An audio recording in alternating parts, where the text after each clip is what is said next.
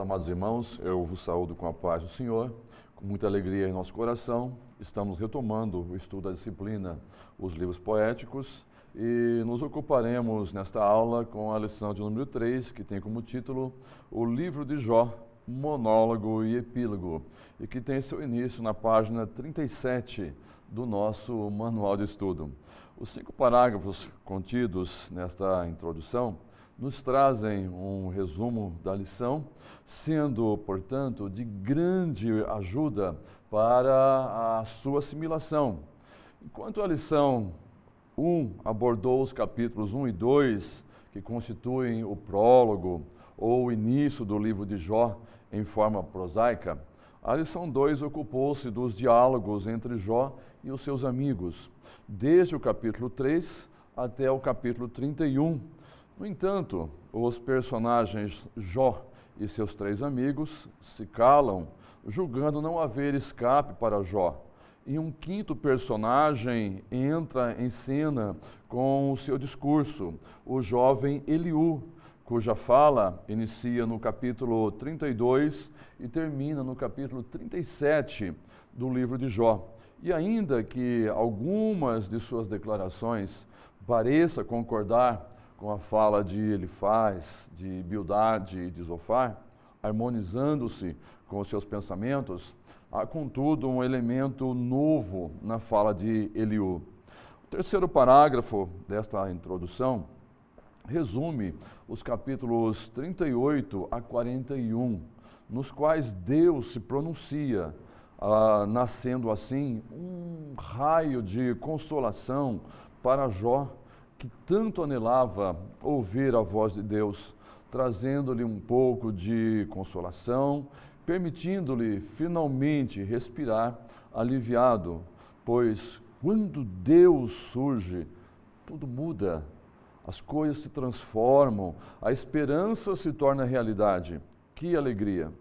E por fim, o 4º e 5º parágrafos dessa introdução resumem o último capítulo deste livro, o capítulo 42, também chamado de Epílogo, e que registra o amor, a graça, misericórdia e a bondade do Senhor para com Jó. E, por fim, a restauração do patriarca. Este capítulo é um estandarte de vitória, estampando a derrota vergonhosa do inimigo das nossas almas.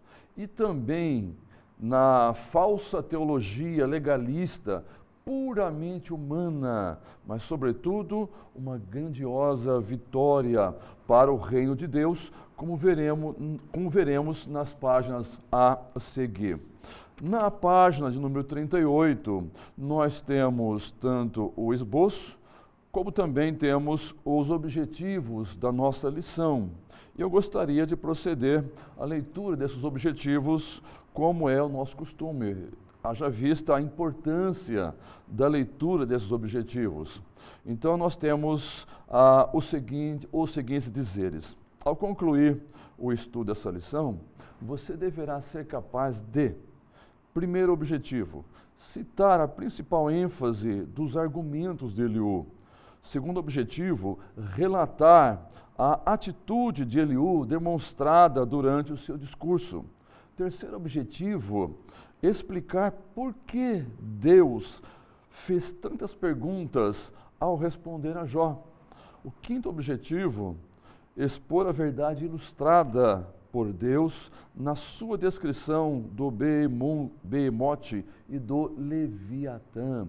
E o 5º e último objetivo nós temos descrever o arrependimento e a restauração de Jó. Muito bem, feito isso, então, nós passaremos para o texto número 1, as palavras de Eliú, na página 39 do nosso manual de estudo.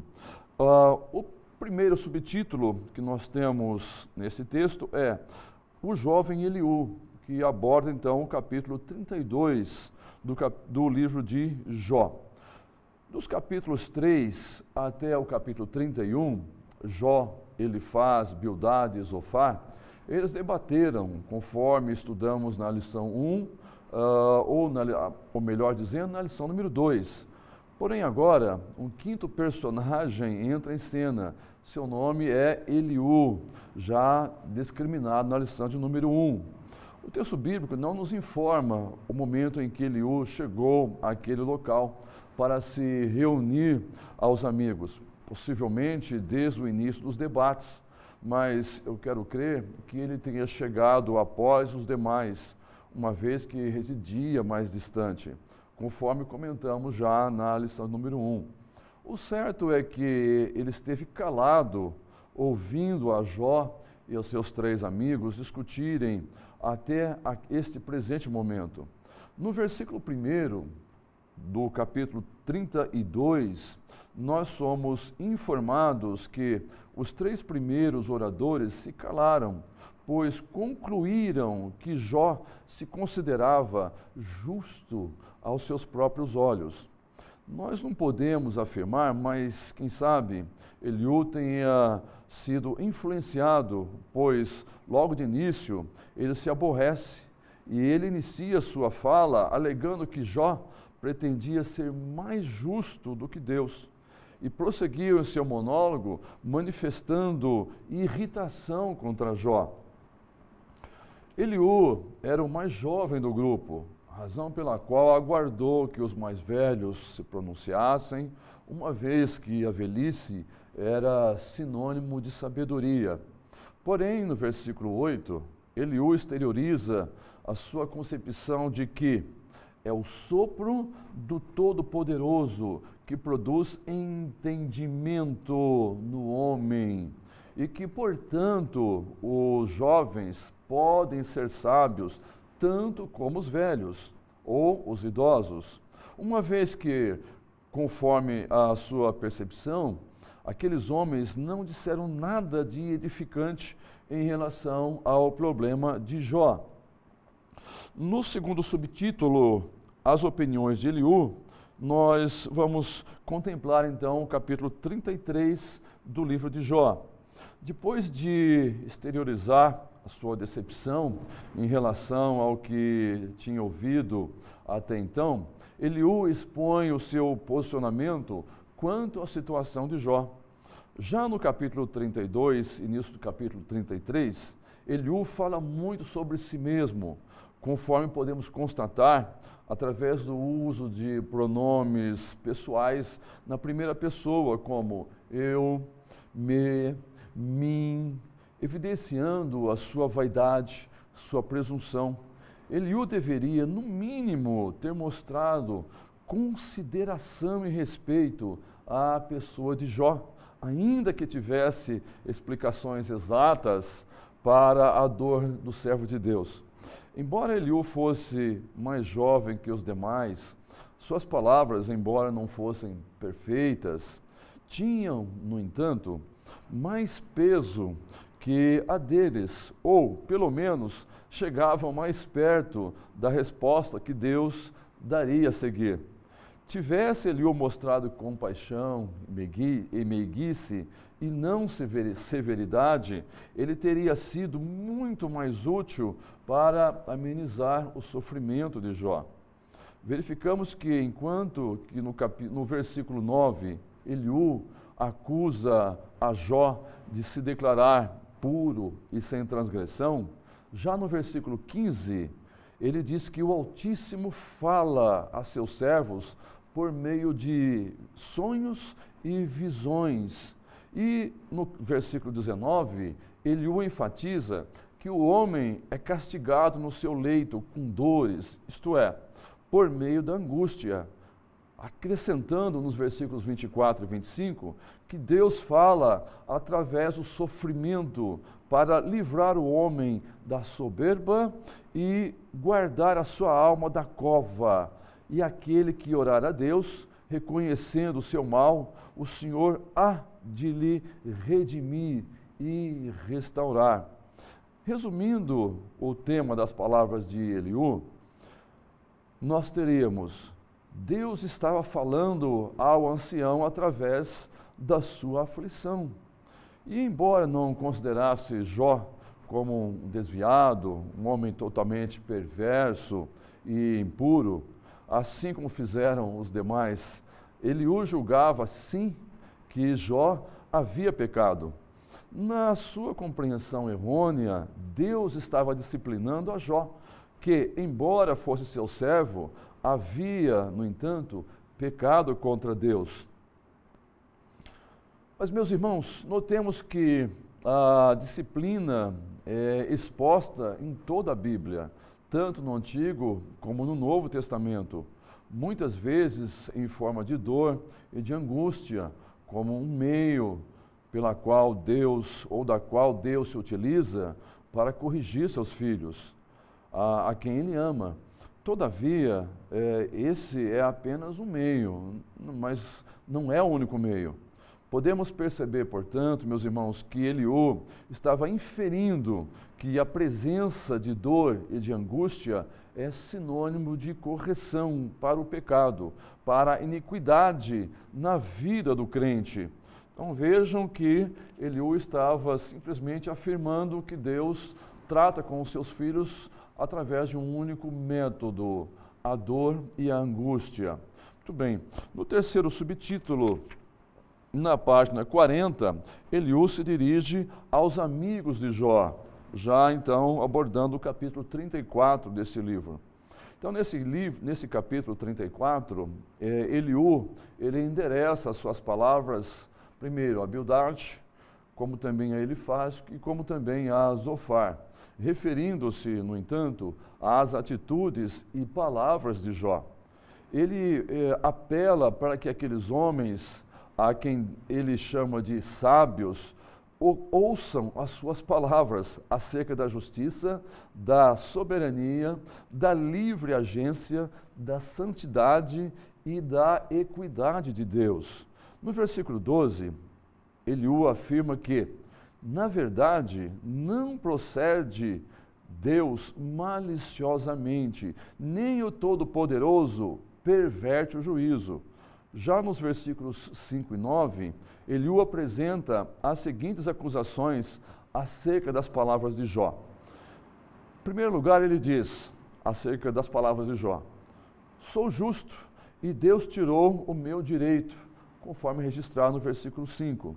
Já no versículo 9, ele acusa Jó das seguintes palavras: de nada aproveita o homem o comprazer-se em Deus. Então, enxergando uma defesa exagerada de integridade por parte de Jó e uma suposta insinuação dele de que o Senhor é injusto, Eliú pergunta ao patriarca no versículo 17: quererás tu condenar aquele que é justo e poderoso? Percebe-se perfeitamente uma nítida ironia da parte desse jovem Eliú, que na realidade não passava de uma acusação a Jó de querer ser mais justo que Deus e que por isso, ou por isso mesmo, estivesse acusando a Deus pela sua situação. Entretanto, Jó não estava acusando a Deus, pois ele sabia perfeitamente que Deus tão somente permitiu que ele fosse atingido, mas que foi Satanás quem causou todas as calamidades e o feriu. Muito bem. No texto número 2, na página 41, nós temos o título As Palavras de Eliú, ou seja, é a continuação, então, do primeiro texto, porém agora abrangendo os capítulos 35 a 37. No primeiro subtítulo, Palavras Vãs, abordando o capítulo 35, nós verificamos que nesse capítulo, menor que os demais, Eliú prossegue em suas acusações, enquanto Jó prossegue calado, ou permanece calado. Sua denúncia se concentra nas palavras de Jó, as quais Eliú chama de vãs e ignorantes, conforme nós constatamos no versículo 16 deste capítulo 35.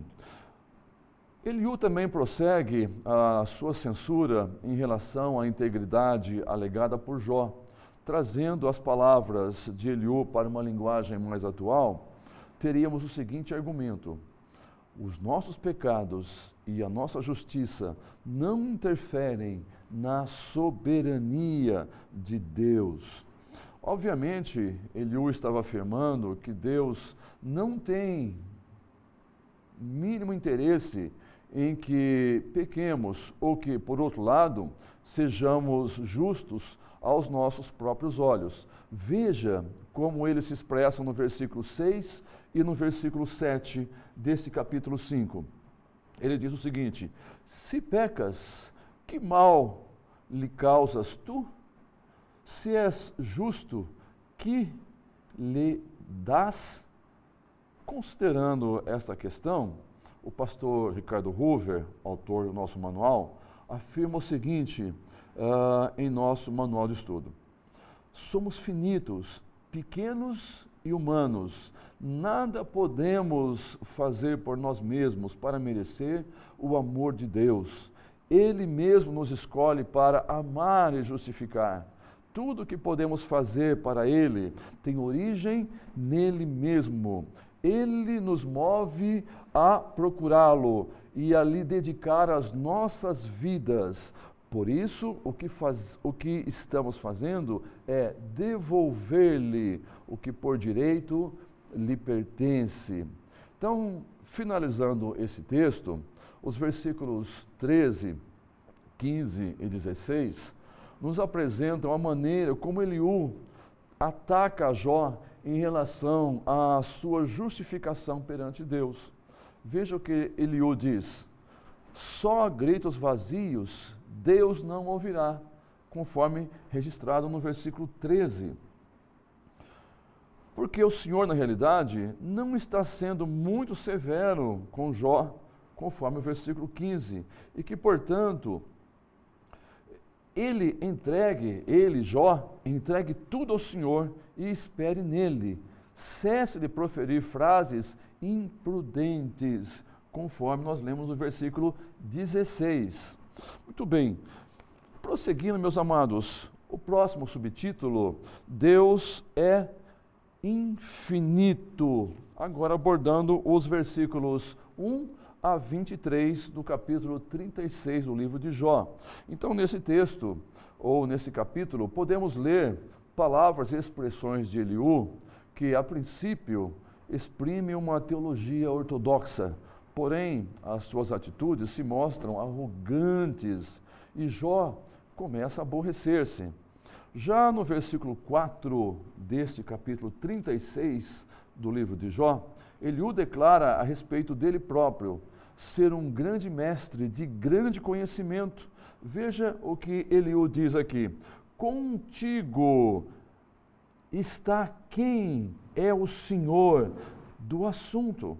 Ou seja, esta afirmação se refere a ele mesmo, Eliú, e não ao Senhor. Todavia, desde o versículo 1, Eliú vem acusando a Jó de ser orgulhoso, de ser soberbo, de ser presunçoso. Mas, na verdade, é Eliú quem é presunçoso, pois as suas palavras parecem credenciá-lo como um homem temente a Deus. Na sequência do versículo 5, Eliú proclama a grandeza e a compreensão de Deus. E ele diz o seguinte: o Senhor não despreza ninguém, é compassivo e de grande longanimidade para com os seus servos. Já saltando para os versículos 21 e 22 desse capítulo, encontramos Eliú descrevendo o fim dos ímpios e admoestando a Jó a se guardar para não cometer iniquidade, conforme nós lemos no versículo 21, e afirmando ser Deus o supremo mestre, conforme o versículo 22 deste capítulo. Segundo essa afirmativa, Deus estaria ensinando algo a Jó, que não deveria permitir que a ira ou a vaidade anulem as lições que Deus estava ali ensinando. Entendemos com isso, meus amados, que os primeiros 4 oradores acusavam a Jó de pecado que estava causando o seu sofrimento.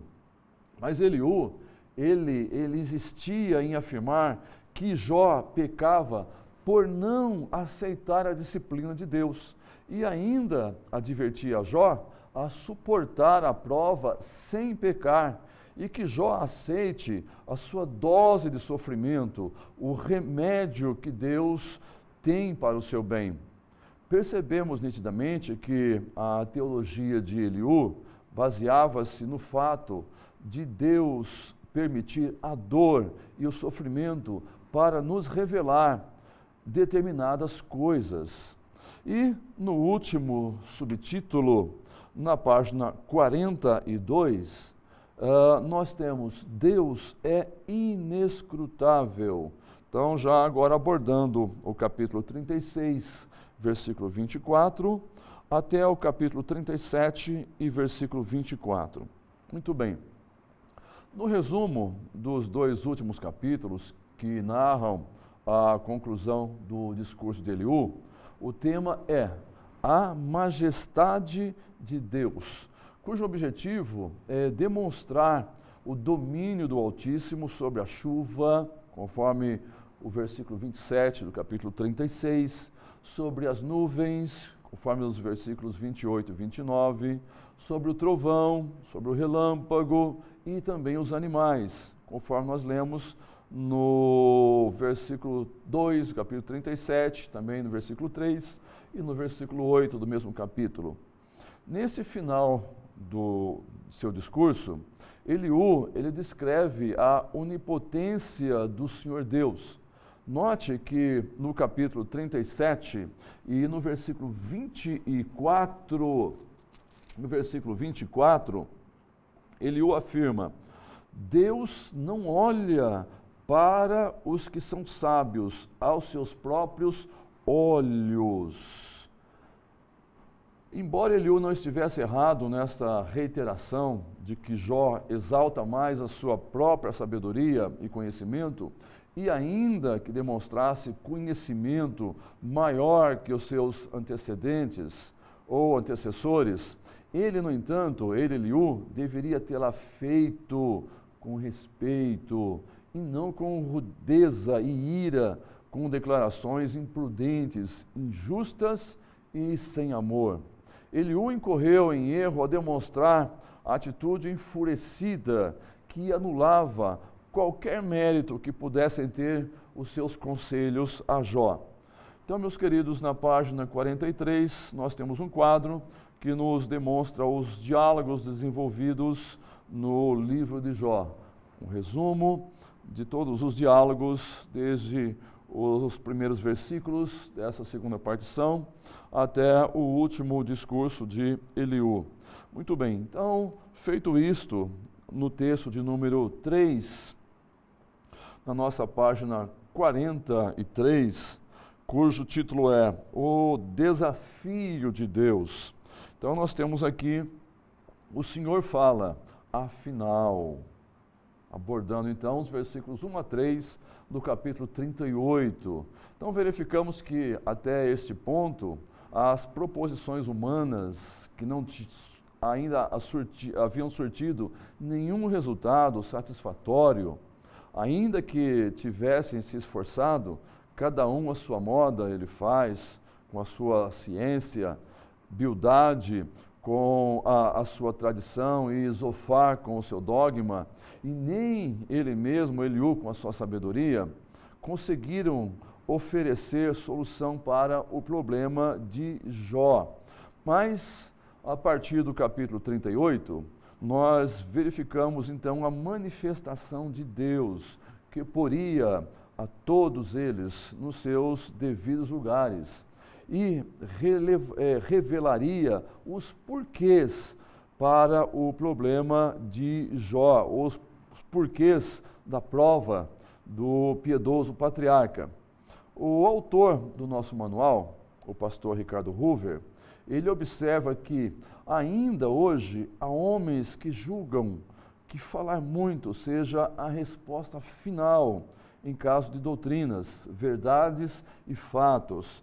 E ele acrescenta ainda que muitos falam sem parar e nada que se aproveite. Deus fala pouco, mas diz tudo o que o homem precisa saber.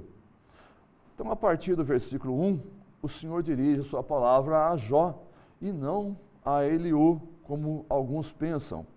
Vemos a partir daqui que uma franca comunicação de Deus se estabelece com Jó.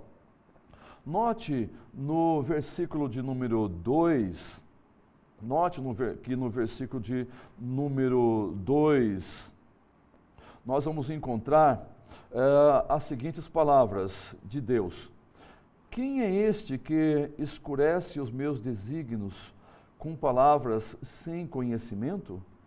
Então nós percebemos aqui o julgamento de Deus em relação a muitas declarações de Jó como próprias de um filho de Deus, alguém convencido e que ousa pensar que compreende todos os caminhos do Senhor. No versículo 3, nós lemos o seguinte texto: cinge, pois, os lombos como homem, pois eu te perguntarei, e tu me farás saber. Uma paráfrase desse texto seria a seguinte: prepara-te, Jó, apronta-te, que agora só eu falarei. Algumas perguntas vou fazer e quero ouvir suas respostas. O último subtítulo na nossa página 44, Deus mostra a Jó sua grandeza e sabedoria, abarcando dessa vez o capítulo 38, versículo 4, até o capítulo 39, versículo 30. Nesse seu pronunciamento, somente no capítulo 38, Deus faz a Jó 32 interrogações, 32 perguntas, que revelam a sua suprema grandeza e, além de demonstrar a majestade e o poder da sua criação, Deus estava apresentando a Jó evidências e provas da sua divindade e infinita inteligência. O poder da mão criadora de Deus na natureza, incluindo terra e céus, pode ser perfeitamente visto nessa divisão. No versículo 37 do capítulo 38 do livro de Jó, nós lemos o seguinte: o Senhor revela a sua sabedoria e perfeição, desde o lançamento dos fundamentos da terra, até o esvaziamento dos odres dos céus. Entre as interrogações supracitadas, as seguintes interrogações destacam-se desse texto: onde, quem, quando, acaso, para quê, podes. Essas indagações, com certeza, infundiam reverência em Jó, fazendo com que ele se humilhasse e assimilasse a lição da parte de Deus como demonstração da grandeza absoluta do Criador e a insignificância do homem. Já no versículo 21, há uma expressão de Deus bastante irônica, cuja paráfrase seria a seguinte: certamente tu já sabes tudo isso, porque já viveste muitos anos.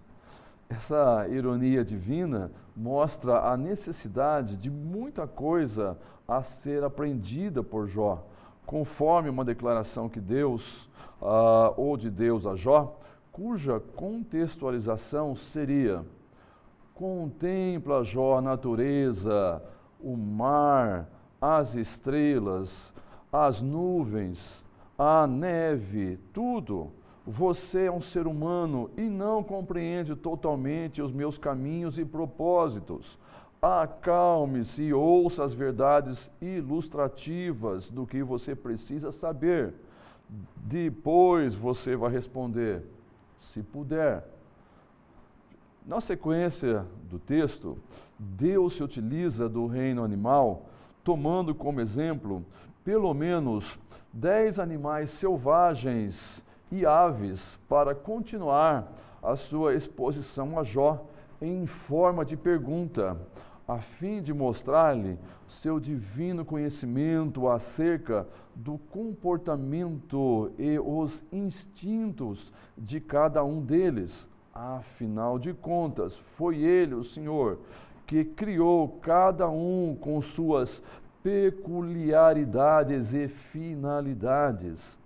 Há aqui uma declaração do autor do nosso manual de estudo, o pastor Ricardo Hoover, que apesar de o homem conhecer hoje muita coisa sobre certos animais, seus modos, seus instintos, habilidades e outros detalhes, eles continuam em parte rodeados de mistérios.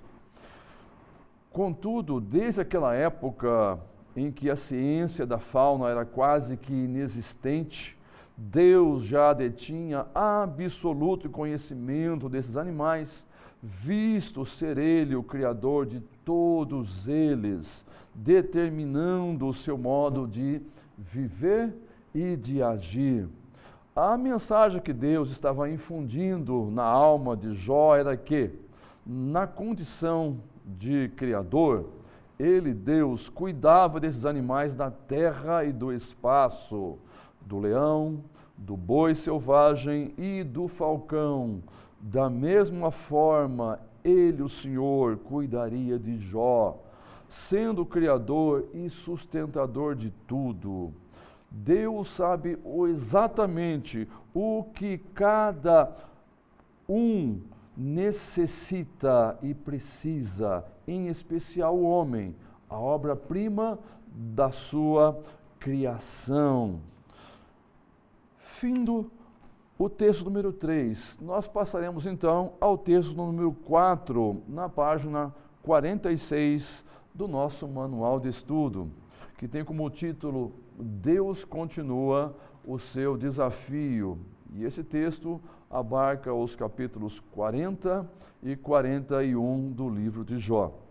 Então, meus amados, chegando ao texto número 4, no decorrer desse texto, nós verificamos que Jó ainda hesitava quanto aos propósitos de Deus, visto que esse servo de Deus ainda tentava entender as razões do seu sofrimento e seus pensamentos eram parcialmente controlados por sua autojustiça. Porém, era importantíssimo que Jó aprendesse a confiar totalmente no Senhor, ainda estando diante de qualquer calamidade ou fato incompreensível, razão pela qual Deus lhe diz no capítulo 40 e versículo 2 o seguinte: acaso quem usa de censuras contenderá com o Todo-Poderoso? Quem assim argue a Deus que responda? Então veja, embora sejam declarações fortes, são, no entanto, justas. Atualizando a linguagem, ficaria assim redigido: você tem se queixado, resmungado, murmurado, agora ouça e me responda. Então, dessa forma, Jó não estaria pecando por indagar a Deus, mas por defender sobremodo a sua integridade. E nessa sua defesa excessiva, Jó estaria questionando a justiça de Deus. Note que gemer é um ato totalmente diferente de queixar-se de Deus. Jó tinha motivos para gemer, mas nenhum para queixar-se contra os desígnios de Deus. O primeiro subtítulo do texto de número 4 diz a primeira resposta de Jó, abarcando aqui então os versículos 3 e 5 do capítulo 40. Os versículos 3 e 5 deste capítulo, desse livro em apreço, nos apresenta uma rápida fala de Jó em resposta aos questionamentos de Deus a ele. E nessas poucas palavras, nós temos o reconhecimento de Jó por seu erro e por seu equívoco. No versículo 4, veja como Jó se expressa. Ele se expressa da seguinte maneira: eu sou indigno. Então Jó reconhece que não pode jamais responder às perguntas de Deus. Veja o que Jó diz ainda nos versículos 4 e 5 desse mesmo capítulo.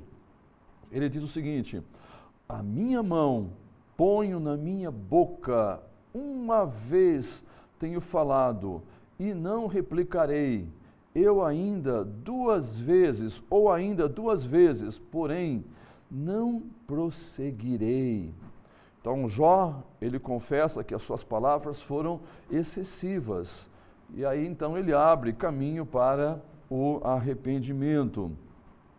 No próximo subtítulo, ainda na página 46, o ponto central do desafio de Jó, apreciando então os versículos 6 até o versículo 14, ainda do capítulo 40 do livro de Jó. Aqui o Senhor acerta em cheio no problema de Jó. Veja que o texto que nós temos aqui. Me condenarás para te justificares? Nessa pergunta que Deus faz a Jó, registrada no versículo 8, nos mostra que Deus, ele declara diretamente o pecado de Jó ao falar precipitadamente.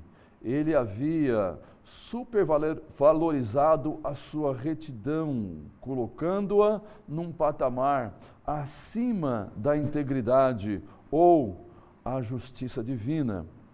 A fala e as declarações divinas acerca da criação de todas as coisas fizeram com que Jó reconhecesse ele, o Senhor, é onipotente e onisciente. Porém, a continuidade das indagações de Deus nos leva a inferir que Jó possivelmente ainda guardasse dúvidas em seu coração. Deus é enfático com Jó. Nos versículos 9 a 14, ele faz as seguintes perguntas a Jó. Veja o que o texto nos diz. Você tem o poder criador? Tem a majestade e a glória do Senhor? Há em você justiça divina? Se houvesse, até eu admitiria que você poderia livrar a si mesmo. Logicamente, essa linguagem está apenas parafraseando o falar de Deus.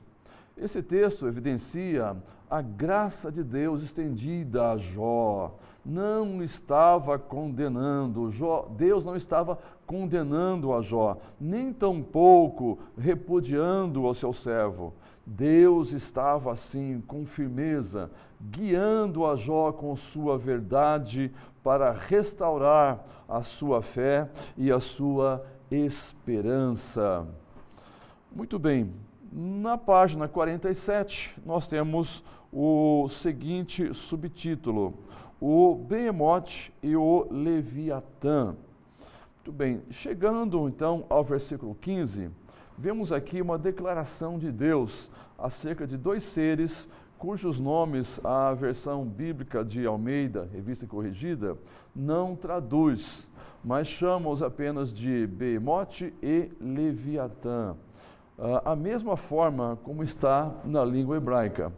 A versão Almeida, Revista Atualizada, a ARA, no entanto, traduz esses termos por hipopótamo, conforme o versículo 15, e crocodilo, conforme o versículo 1 já do capítulo 41, respectivamente. Alguns estudiosos entendem ser uma baleia, outros um elefante, porém, não temos evidência para isso, em função das características apresentadas por Deus. A descrição que Deus faz desses dois animais tinham apenas como propósito demonstrar a Jó que, Jó, se você nem entende os atos de poder da minha criação, como poderá entender a minha justiça? O poder humano, as forças naturais e sobrenaturais, o mais poderoso animal, a dor e o sofrimento estão sujeitos à minha vontade. Eu controlo tudo, até essa prova pela qual você está passando.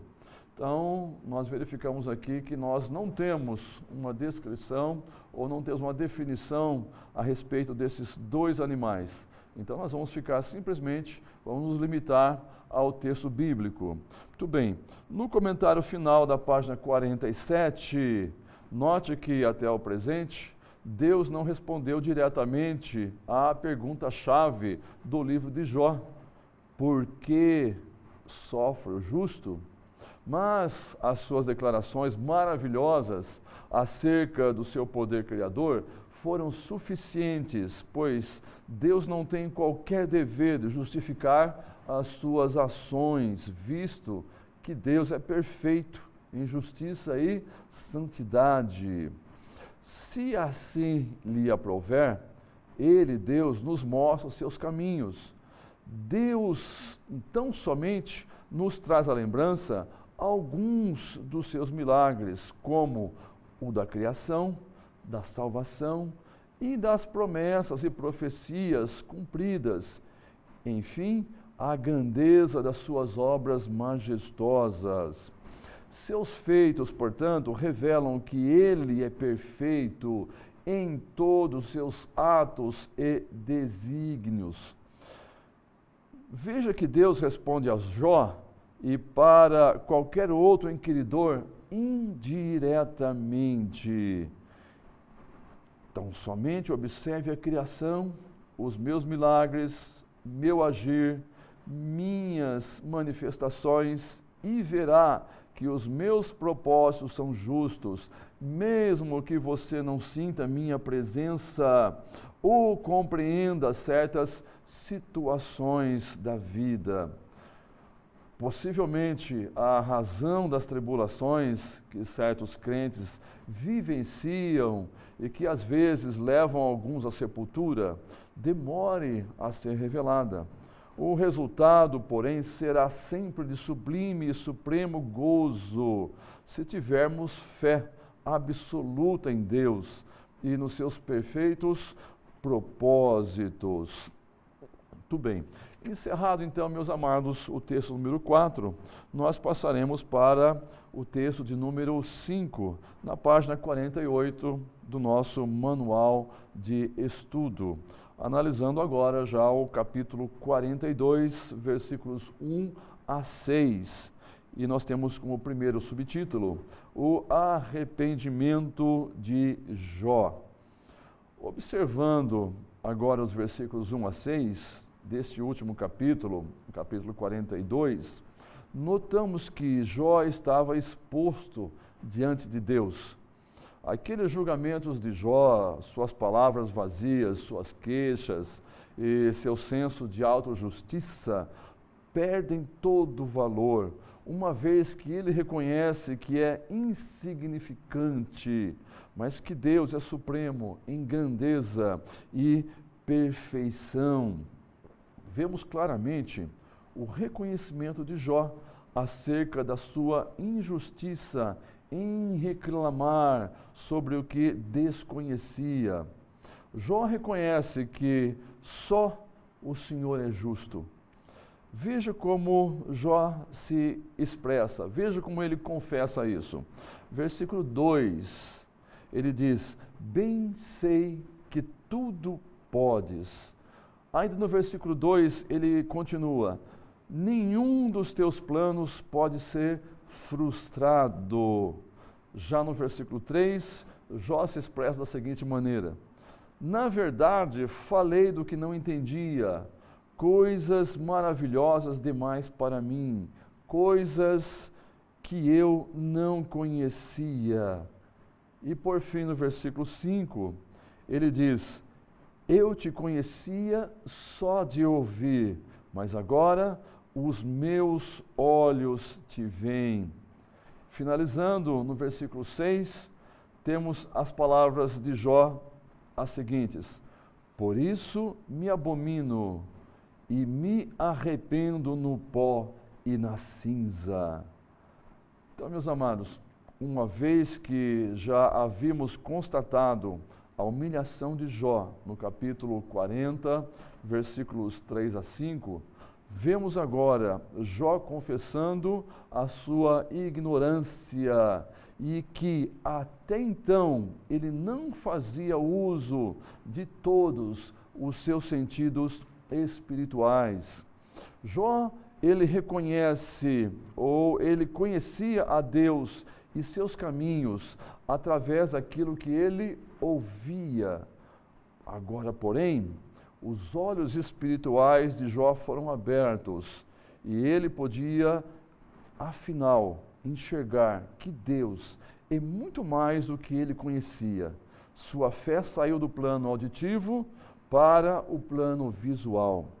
Jó experimentou um amadurecimento espiritual, tornando-se mais reto e temente a Deus. Quando o pecador arrependido se aproxima de Deus, contrito diante dele, o resultado é positivo, ou seja, o engrandecimento, a exaltação e a glorificação do nome do Senhor. O próximo subtítulo que nós temos na página 49 é a repreensão aos amigos de Jó, abrangendo os versículos 7 a 9 do capítulo 42. Ainda neste último capítulo, o capítulo 42 do livro de Jó, a nossa atenção se volta para a fala de Deus a Elifaz, a Bildade e a Zofar, evidenciando a errônea teologia legalista que haviam defendido no tocante ao caso de Jó, mas mostrando também que Jó, mesmo envolto em fraquezas, pregava o que era reto. Deus não estava abonando todas as palavras de Jó, haja vista Jó ter incorrido em momentos de dúvidas durante a sua provação. Tendo, porém, se portado com um espírito sincero perante Deus, conforme nós já constatamos lá no capítulo 10, versículo 3, capítulo 17, versículo 15 e capítulo 31, versículo 4. Eles, os amigos de Jó, no entanto, não mantiveram o mesmo procedimento, razão pela qual Deus lhes impôs um sacrifício reparador. O texto bíblico não nos informa que o texto bíblico nos informa que Jó orou por eles após eles terem oferecido sacrifício. E para a felicidade daqueles homens, o Senhor não os tratou segundo o procedimento ímpio deles. Já a intercessão de Jó a Deus certamente produziu resultado de perdão para aqueles seus amigos, conforme lemos no versículo 8. É gratificante observarmos que Jó não demorou em se arrepender assim que ouviu a voz de Deus. Seus amigos, porém, só ofereceram sacrifícios após serem repreendidos pelo Senhor. Como é bom ao crente não só ouvir, mas obedecer à voz de Deus. O pastor Ricardo Hoover conclui afirmando que devemos nos apressar em nos arrepender para que o nosso coração não se endureça. Se recusarmos a graça divina que leva ao arrependimento e à humilhação pelos pecados e fraquezas, nada nos restará. Mais uma vez vemos a graça do Criador manifesta às suas criaturas, isto é, no caso dos 3 insensatos amigos de Jó. Nosso próximo subtítulo, a repreensão de Jó, ainda no final da página 49.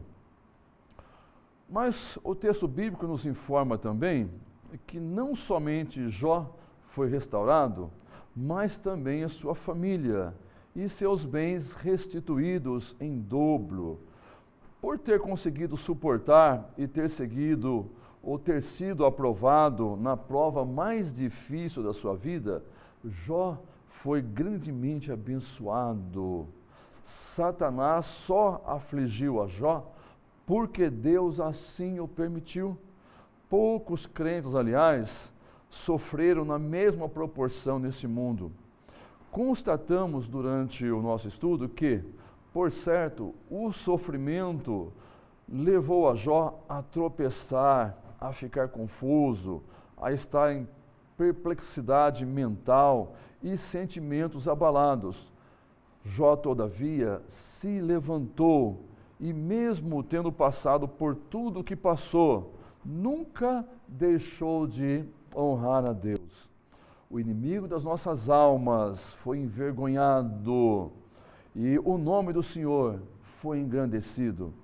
É fato que o restante da família de Jó, seus irmãos, irmãs, bem como demais conhecidos, sequer o visitaram durante o período de sua maior angústia, mas chegaram após ter passado toda aquela dificuldade, demonstrando assim nenhuma compaixão para com Jó, mas dele se aproximaram quando souberam da restauração em dobro de suas possessões, o que nos leva a julgá-los como formais e interesseiros. Quanto à mulher de Jó e a Eliú, nada sabemos, uma vez que as Escrituras silenciam a esse respeito. Todavia, somos levados a pensar que Jó teve o prazer de ter a família restaurada, com filhos sadios e filhas lindas, tendo consigo a mesma esposa. Mas isso a Bíblia não nos informa.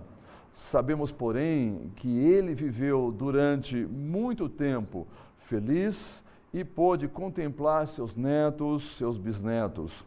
Morreu farto de dias, abençoado e em paz, recebido pelos braços do Senhor, a quem tanto adorava e amava.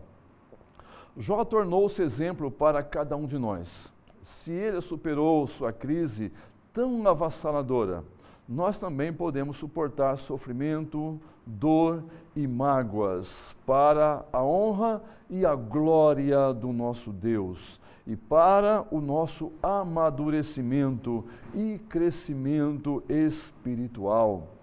O pastor Ricardo Hoover, ele encerra esta lição com 2 versículos contidos na epístola do apóstolo Tiago. Capítulo 1 e versículo 12 da epístola de Tiago nós lemos: Bem-aventurado o homem que suporta com perseverança a provação, porque depois de ter sido aprovado, receberá a coroa da vida, a qual o Senhor prometeu aos que o amam. E no capítulo 5 da mesma epístola, em versículo 11, Tiago se expressa da seguinte maneira: Eis que temos por felizes os que perseveraram firmes. Tendes ouvido da paciência de Jó, e vistes que fim o Senhor lhe deu, porque o Senhor é cheio de terna misericórdia e compassivo. Meus irmãos, ao concluirmos esta lição, a nossa oração a Deus é que esse estudo esteja contribuindo para edificação e crescimento da sua vida espiritual. Que Deus, em sua infinita graça, vos abençoe em Cristo e até a próxima aula.